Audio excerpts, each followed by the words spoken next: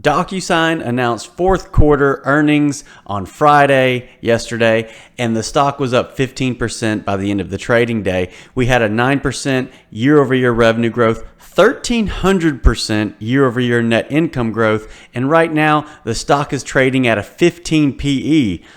Might sound too good to be true. It might be, and this video is going to be about how I think the forward PE in this situation is a better indication of how we're going to find value in the stock of Docusign. So stick around, let's go over the numbers and let's see if these numbers are as good as they seem. Welcome to the channel, guys. My name is Trey. This is Investing by Numbers. We talk about stock market news and stocks, looking at stocks that might be a good undervalued play for long-term investment, and I go over my portfolio and the stocks I'm buying every month. So if you're into that kind of thing, please subscribe, like the video. It really helps small channels like us. So Docusign, obviously here we're on macrotrends.net. This is the income statement, annual income statements for the past few years. And right now we don't have the newest results listed on here. But, you know, for revenue, we've seen good revenue growth over the past few years. Obviously, 2020 going into 2021 was roughly a 50% year-over-year growth. Another 50% growth going into 2022. Going into 2023, somewhere between 15 and 20. And then going around 10% into 2024. And just recently, we had 9%. Now, coming down to net income, we've seen, a negative net income over the past few years, and we've broken into profitability in the past year to 2 years. And so this is the big number. So going from 74 million to over $1 billion in net income, and the fact that we're trading at a 15 PE sounds pretty insane. And there's a reason for this. We had a tax provision this past year that really skewed our numbers as far as earnings per share go. So let's check out earnings per share, and I can show you exactly where this PE ratio issue is coming from and what may be, the better way to look at this. So earnings per share, we'll come down to quarterly here. Let's see. And so here we are right here. So obviously this we had an 87% earnings per share for this past quarter, but quarter before was 30 cents. The quarter before that was $4.26, and the quarter before that was 16 cents. So what is this huge spike here? This was a tax provision issue. Now I couldn't find the exact thing it was, so if you know about it, comment below. I couldn't find the exact tax provision it was from, but I know that this is going to be a one-time thing. So judging the trailing price to earnings ratio, this is going to give us kind of an anomaly. This is an inconsistent number here, even though it gave us cash flow for that year. This isn't as a reliable way to look at the previous 4 quarters and be able to judge what future growth might be based on the previous 4 quarters. So in this situation, normally, guys, I'm the type of guy that I prefer a trailing 12-month PE. I like to look at what a company's done in order to better predict what they will probably do in the future. Now, obviously, a forward PE is the outlook of the next year ahead. And so that actually here is going to be a better indication for us of how to give this stock value. And if we can come over here to Yahoo Finance, we can come over here to statistics, and we can see that our forward PE right now is somewhere around a 22. And in the past few quarters, it's really more or less stayed under a 20. So, we got a 14 back here. We did have a 21, 17 and a half, 17.4, 18 and a half. So now we're up, a good 20% right now than usual as far as the forward PE goes. So this is something to look at. And let's look at some more things here. So if I was looking at Docusign as a possible stock to invest in, the first thing I'm definitely going to want to look at is revenue growth and net income growth. So I like to come down here and I look at the quarterly revenue growth. We've got steady growth over time. That looks good. I like that. And I'll come to net income. Pop-ups are wild today. And quarterly net income growth, of course, I'd come down here and I'd say, okay, obviously we were unprofitable for a while. We flipped into profitability, and whoa, check out this quarter here. This is kind of, I would say, okay, I'm still good with this type of growth, but this is, obviously one quarter that doesn't seem like the others. So that's where I would come to and really look up where did this come from? And if we come back over here to Yahoo Finance, we come to financials, and we come down to income statement. Let's look at quarterly. So we can come down here to basic earnings per share. And here, 7/31/2024, this is where we had this big number, 434. So we're seeing it here. And this is where I'm like, okay, so what happened here?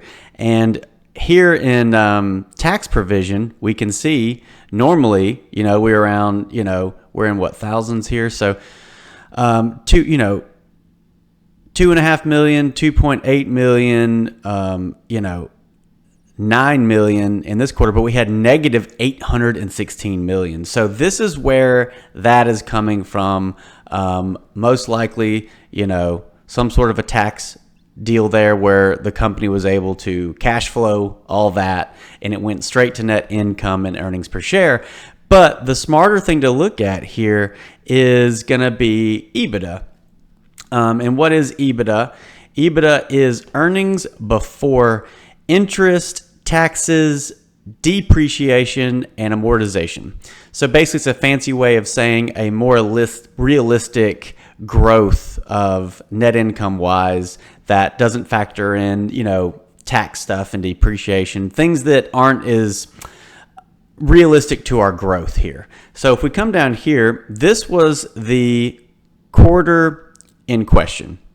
This was the quarter that had a really high earnings per share. And we had the earnings per share went from, 16 cents to all the way to 4.24, which is like a 2,500%, growth. But realistically, with EBITDA, we went from, 100 million to 142 million. So more or less a 40%, 42% growth. So if we look at that number and we think of that as a more realistic approach to our earnings per share, we would say that instead of this being, 2,500% growth here from 16 cents to $4.26, we would almost say, a 40% growth was really more realistic here. So that would give us roughly, 24 cents per share in this quarter, which would give us more or less a 4-quarter result of $1.56 per share for the trailing 12 months, which would give us a PE, if we use that number, of 54 right now. Now, is 54 a good PE for the growth we see in Docusign? And that's the question you got to ask yourself. Obviously, we looked at forward PE, and it was, a little higher than it has been the past few quarters. So is a 54 trailing PE, worth Docusign's growth over the past, few years, and what we think it'll do over the next few years from here? Obviously, if we come down here to our PE ratio, Docusign was unprofitable. When you come into profitability, a lot of times we have a skewed trailing PE ratio, and it takes quite a few quarters, usually a couple years, to really bounce out and find its place. But with that tax provision, we went all the way, from back here 108 PE all the way to an 11. So that's not as sustainable. So more realistically, we'd be sitting somewhere around a 54 PE. Now, let's check out our financials here, and based on the growth we've seen and how other companies like Docusign the PE ratios they usually trade at is 54. Is it warranted? Now, you all know me. I preach that I really rarely ever buy a stock over a 50 PE. It doesn't mean a stock isn't a good deal over a 50 PE, but that's kind of limits my downside if a company trading expensive has a bad quarter or year, or we have a stock market crash. Stocks that are trading higher than a 50, especially getting up there above 100, they can really crash hard. So I prefer with these companies that have a lot of growth to really wait for those perfect opportunities where we dip down under a 50. So obviously with Docusign, we had some pretty big revenue growth, a few years ago, 50% revenue growth, but we've kind of started to slow down to more around that 10% growth, maybe 20 on the high side, which is a little more realistic for a company like Docusign. Obviously, net income is still growing at a more rapid rate because we've recently, switched over into profitability. And usually when companies, do that, their net income is growing faster than revenues. And we're going to see that for a few quarters, and then it tends to balance out. Okay. So looking at these numbers, a 54 PE, isn't it, if we're growing at 10% year over year revenue growth, a 54 is going to be expensive for me. If we've got, roughly the past 3 years, we'd probably average out to, somewhere around, 25, 30% per year. So, I think that with that kind of growth and the net income growth we'll see over the next few quarters, I think between a 40 and 50 is, a decent PE ratio for that type of growth, especially a company like Docusign that has a lot of tailwinds, with the digital platform it is for e-signatures. I think that's going to continue to be a growing segment. Obviously as we move further into the digital age, the less use of real, pen to paper signatures will probably be used, and more e-signing will be going on. So I think that it's a good business model. I think that it's got good growth. I think I'd really prefer to see this thing probably with this type of growth. For me, if I had to choose right now, I would say under a 40 PE. Trailing PE would be where I'd like to see it. And if I was looking at that, I would adjust my numbers like we did to give a more realistic approach to what the earnings per share would have been during that one quarter. And I would adjust from there with my PE ratio. Obviously, the forward PE was about 20% higher than it usually is. So you could use that as well. And if that was the case, I might be able to say, like, I prefer Docusign to be, about 20% less in price. So, maybe more so, under $70 a share is really where I might say that it was a buy for me right now. Not that $85 a share right now is a bad deal. But if I'm looking at these numbers, that's, I might want it under 70 for me personally. Obviously we are down considerably from all-time highs, and we've been trading, for a couple of years pretty low here, around the, going from 40 to up to, $50 a share, kind of in that range. And it looks like we've kind of grown up, gotten over to over 100, and it's pulled back some. So that's basically my view on Docusign. Let's check out their balance sheet. I do like the company. I think it's a good company. I think it's definitely something to have, on your watch list. I'd just like to see it a little cheaper. I think, back when it was around under $70 a share, it was a better deal. I wasn't really looking to purchase it back then. I've been buying other stocks, but I like the company here. So cash on hand is what we're looking at here. I like to see growing cash on hand over time. And we've got that. We're down a little bit from all-time highs, but it's kind of plateaued, but it's still growing a little bit. I'm okay with that. And let's check out the rest of the balance sheet and their assets to liabilities.